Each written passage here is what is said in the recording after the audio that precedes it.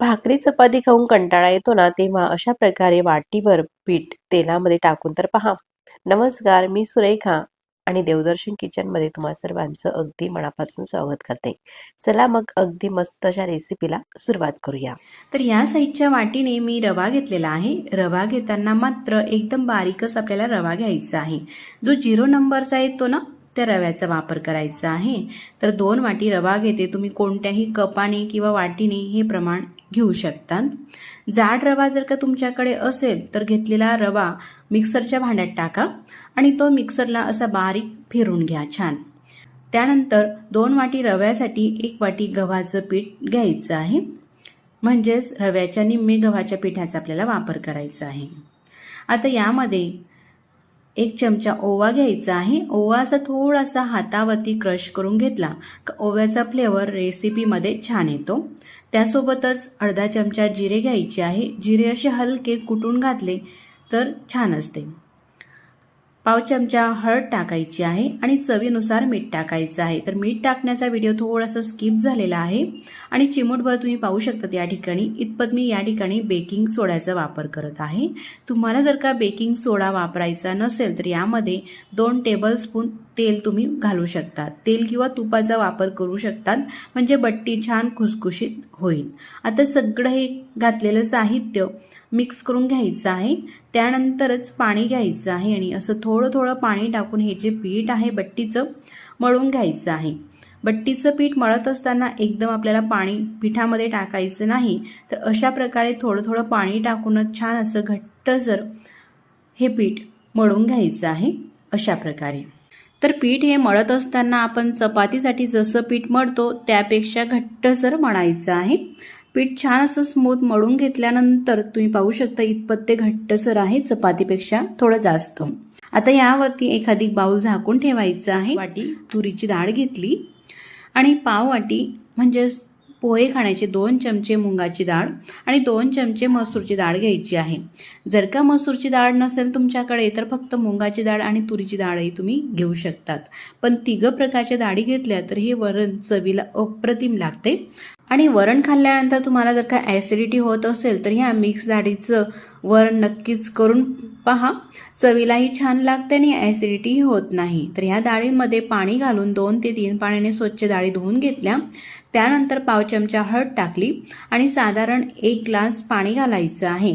आता सगळं हे मिक्स करून घेऊ चमच्याने आणि कुकरचं झाकण लावायचं आहे. मीडियम गॅसवरती कुकरच्या 3 ते 4 शिट्या आपल्याला काढून घ्यायचे आहे. म्हणजे छान असं मऊ लोण्यासारखं हे वरण शिजेल. आता वरण शिजत आहे तोपर्यंत आपण हे पीठ पाहूया. साधारण 10 मिनिटानंतर मी तुम्हाला दाखवत आहे. कारण यामध्ये आपण रवा घातलेला होता. रवा छान असा मुरलेला आहे आणि थोडंसं आपण मळलेलं होतं त्यापेक्षा थोडंसं हे घट्टसर सुद्धा पीठ झालेलं आहे. पुन्हा हे पीठ थोडंसं हाताने मळून घेऊ म्हणजे छान स्मूथ होईल. आता या पिठाचे आपल्याला अशा प्रकारचे उंडे करायचे आहे. एकसारखे उंडे होण्यासाठी असं थोडासा लांबट भाग करा आणि मग हाताने एकसारखे असे हे उंडे तोडून घ्यायचे आहे. तुम्ही पाहू शकतात ह्या साईजचे जसे आपण चपात्यांसाठी उंडे बनवतो ना त्या साईजचे उंडे या ठिकाणी होत आहे. तर 2 वाटी रवा आणि 1 वाटी गव्हाच्या पिठामध्ये साधारण या ठिकाणी 9 उंडे हे झालेले आहे. असे हे थोड्या मोठ्या साईजचे. आता हे उंडे करून घेतल्यानंतर छान असे आपल्याला गोल करायचे आहे ह्या प्रकारे. त्यानंतर लाटून घ्यायचं आहे चपातीप्रमाणे. लाटत असताना पीठ लावायचं आहे म्हणजे पोलपाटाला किंवा लाटण्याला ही चपाती चिटकणार नाही. असं थोडंसं पीठ लावून घेतल्यानंतर लाटून घेते. एकसारखं असं पातळसर जेवढी मोठी चपाती ही लाटता येईल त्यानुसार लाटायचं आहे. म्हणजे तुम्ही ज्या साईजचा उंडा घेतला असेल त्या साईजची ही चपाती अशी लाटली जाते. पातळसर चपाती लाटून घेतलेली आहे, ती ताटामध्ये काढलेली आहे बाजूला. तशाच पद्धतीने आणखी दुसरा उंडा घेते, पिठामध्ये बुडवून घेते आणि लाटून घ्यायचं आहे. ही चपाती लाटत असताना आपण चपातीप्रमाणे ह्यांना तेल वगैरे लावायचं नाही. तर अशाच प्रकारे फक्त एकसारखी ही चपाती लाटून घ्यायची आहे. तुम्ही पाहू शकता दुसरी चपाती सुद्धा लाटून झालेली आहे. तर अशाच प्रकारे साधारण मी 4 ते 5 चपात्या ह्या लाटून घेतलेल्या आहे. तुम्ही पाहू शकता असं थोडंसं हलकं पीठ लावून चपाती लाटली तर ती नंतर एकमेकांना चिटकत सुद्धा नाही. आणि अशा प्रकारे ह्या ताटामध्ये चपात्या टाकत घेतलेल्या आहे. अशा प्रकारे आता शेवटची जी चपाती आहे ती आपल्याला पोलपाटावरतीच राहू द्यायची आहे आणि ह्या चपातीला अशा प्रकारे तेल लावायचं आहे. तेल लावताना तुम्ही ब्रशचा सुद्धा वापर करून घेऊ शकतात किंवा हातानेही लावू शकतात, काही प्रॉब्लेम नाही. तर ब्रशने हे तेल असं लावून घेते सगळीकडे एकसारखं. जास्तही आपल्याला तेलाचा वापर करायचा नाही, अगदी हलकं असं पसरट तेल हे लावून घेतलेलं आहे.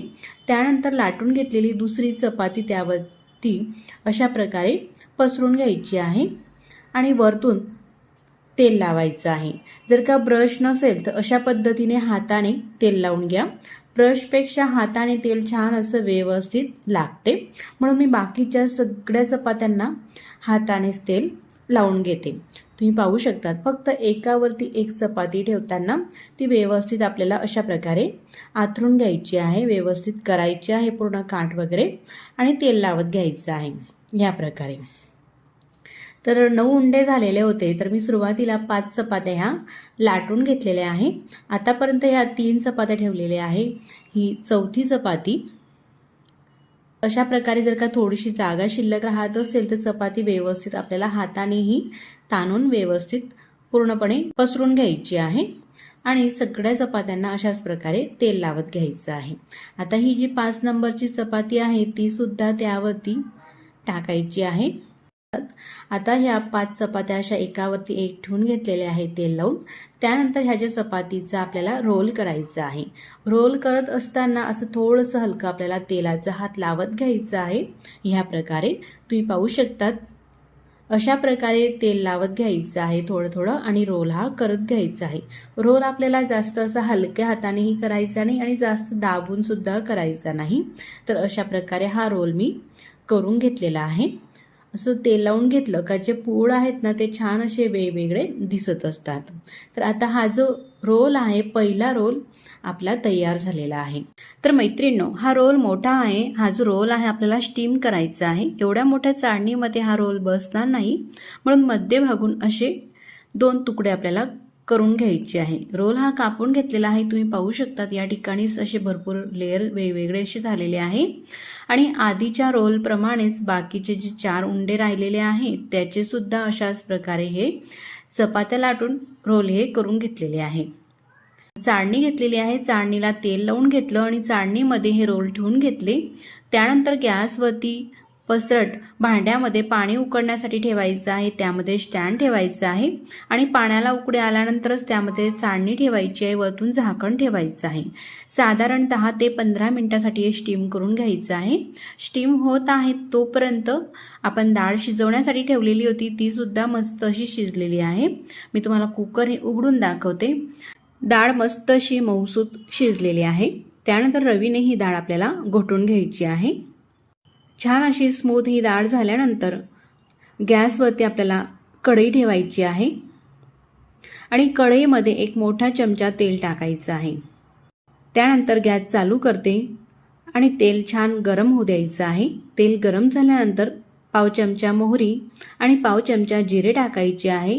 थोडीशी तडतडल्यानंतर 2 ते 3 तेजपत्त्याचे पानं टाकायचे आहे आणि 8 ते 10 कढीपत्त्याची पानं घालते. ही थोडीशी फ्राय झाली का त्यामध्ये 1 चमचा लसूणची पेस्ट टाकते. साधारण 7 ते 8 लसूणच्या पाकळ्या ठेचून घेतलेल्या आहे बारीक अशा, त्या परतून घ्यायच्या आहे. थोडंसं परतून घेतल्यानंतर 1 मीडियम साईजचा कांदा बारीक चिरून घेतलेला आहे. साधारण 1 वाटी कांद्याचे कांदा घालायचा आहे आणि परतून घ्यायचा आहे. कांदा परतत असतानाच त्यामध्ये चिमूटभर हिंग घालायचं आहे. कांदा असा अर्धवट भाजू द्यायचा आहे. त्यानंतर या ठिकाणी 2 मीडियम साईजचे टमाटर बारीक चिरून घेतलेले आहे. साधारण 1 वाटी एकदम फाईन बारीकच टमाटरचे काप करायचे आहे आणि कांदा हा अर्धवटपेक्षा थोडा जास्त भाजून झाल्यानंतर हे टमाटरचे काप त्यामध्ये टाकायचे आहे आणि परतून घ्यायचे आहे.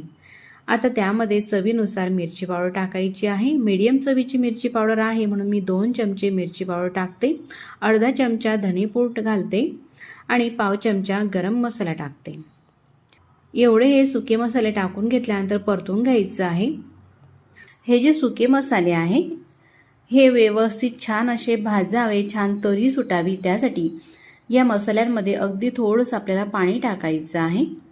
तुम्ही पाहू शकतात ह्या प्रकारे पाणी टाकून घेतल्यानंतर मिक्स करायचं आहे. जास्तही पाणी टाकायचं नाही, अगदी थोडंसंच पाणी टाकून हे मिक्स करून घेतलेलं आहे. टमाटरचे काप छान असे मऊ शिजावे त्यासाठी 1 मिनिटासाठी झाकण ठेवून घेतलं. 1 मिनिटानंतर मी तुम्हाला दाखवत आहे.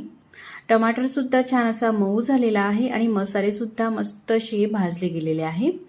त्यानंतरच कुकरमध्ये शिजून घेतलेलं हे जे वरण आहे डाळीचं ते टाकायचं आहे या मसाल्यामध्ये.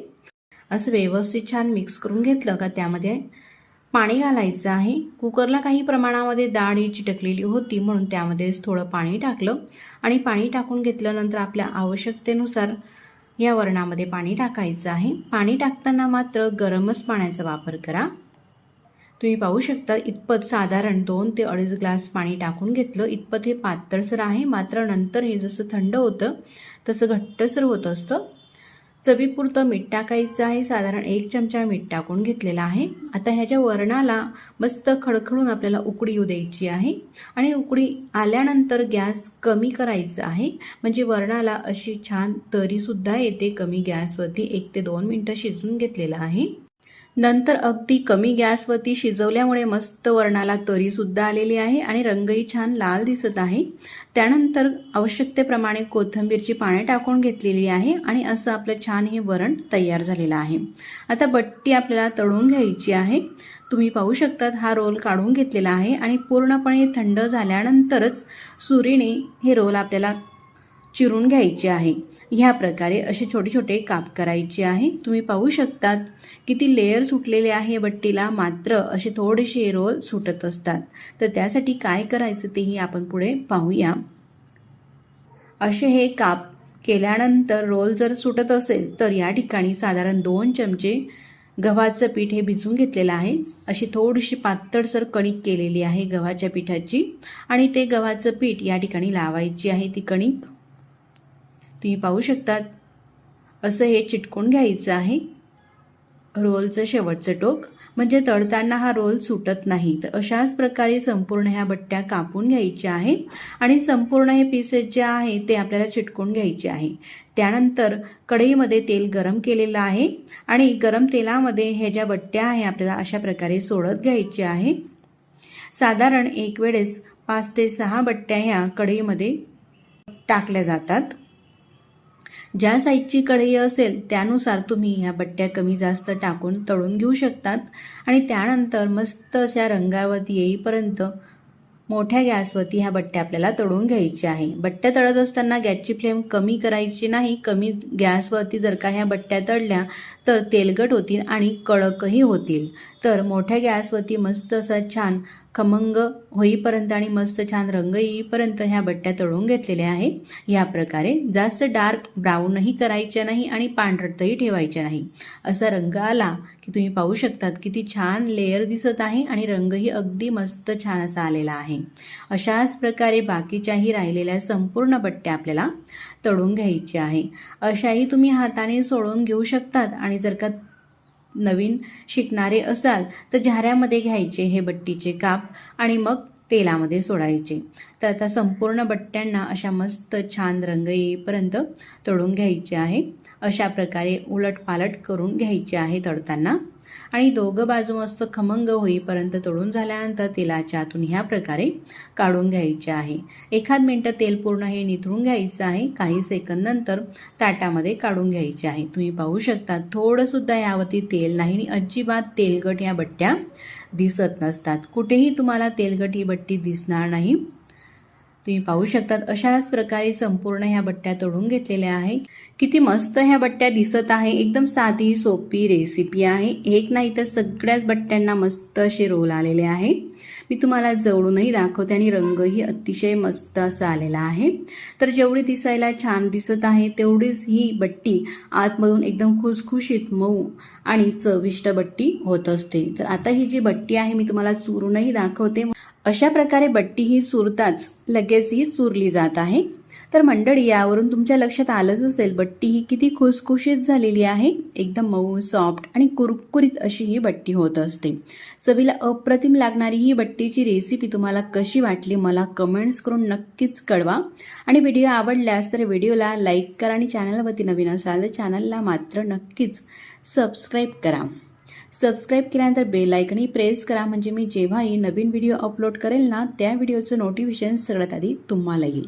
तर आता साधारण या ठिकाणी मी 3 बट्ट्या ह्या चुरून घेतलेल्या आहे आणि अशा बट्ट्या चुरून घेतल्यानंतर त्यावरती हे मस्त असं चमचमीत आपण चविष्ट केलेलं वरण टाकायचं आहे आवश्यकतेप्रमाणे आणि वरतून तुपाची धार टाकायची आहे.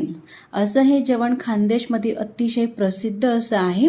तुम्ही नक्कीच ट्राय करून पहा. तुमच्या घरातील सगळ्यांना हे जेवण आवडेल. आणि हो, हे खानदेश प्रसिद्ध बट्टी आणि वरणाची रेसिपीची लिंक तुमच्या नातेवाईक मित्रपरिवारामध्ये तुम्हाला शेअर करावीशी वाटत असेल तर तुम्ही ह्या व्हिडिओची लिंकसुद्धा शेअर करून घेऊ शकतात. मग पुन्हा भेटू नवीन रेसिपीसोबत. तोपर्यंत नमस्कार. व्हिडिओ पूर्ण पाहिल्याबद्दल मनापासून धन्यवाद.